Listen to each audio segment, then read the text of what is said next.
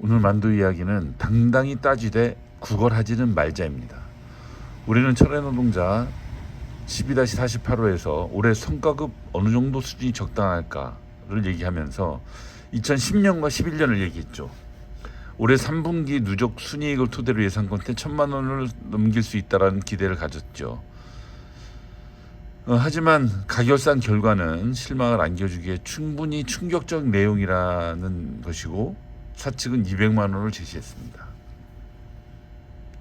우려가 현실이 된 겁니다.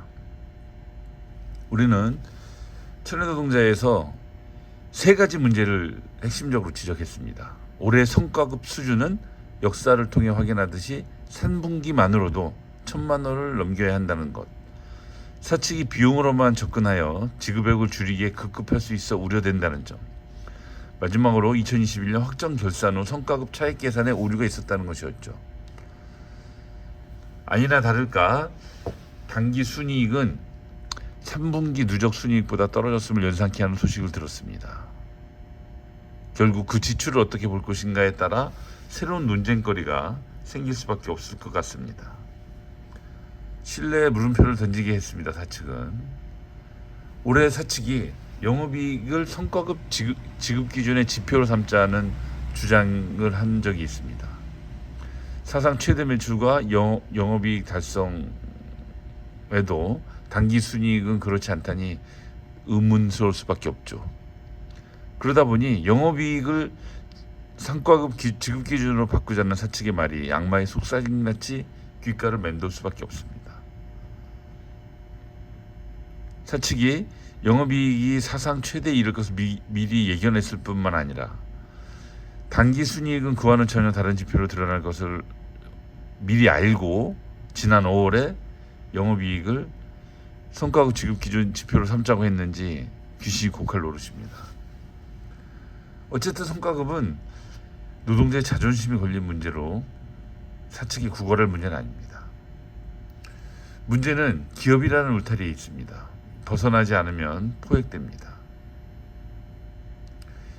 사측이 성과급 협상에서도 여전히 비용 축소로 접근하는 것이 아니냐는 합리적 의심을 합니다. 성과급 해법을 위해서라도 기업 경영을 감시해야 될 판입니다. 우리는 확정 결산 이후 신뢰할 수 있는 단위, 예를 들자면 경제개혁연구소도 있고 민주노총 법률원도 있습니다. 경영 분석 의뢰를 통해 문제점을 찾아갈 것을 제안합니다. 기업의 울타리에 갇히면 결국 사측에 포획되고 맙니다. 노동조합은 사측과 교섭을 통해 유리한 노동조건을 만들어 왔는데 2012년 복수노조 이후 노동조건이 불리하게 변했습니다. 아래 표가 이를 증명해 주죠. 2010년, 2011년 성과급 수준은 사상 최고입니다. 그와 유사한 순이익을 보였던 작년과 올해 지금 성과급 수준은 한 200만 원 정도 차이가 나고 있습니다. 달라진 것이 하나 있다면 3세 승계 시점이 점점 다가오고 있다는 점입니다. 대안은 기업 울타리를 넘어 민주노총을 비롯한 여러 사회단체와의 연대와 협력을 강화하는 것입니다. 윤석열 정부의 노동계약도 마찬가지입니다. 사측은 어느 순간 3교대 운영을 당연시하고 친기업 윤석열 정부가 적기라며 재벌집 아들은 장자승계에 속도전을 내고 있다는 이런 소식은 노동자 서민들만 빼고 잘 살아보자로 돌아가는 세상을 보여줍니다.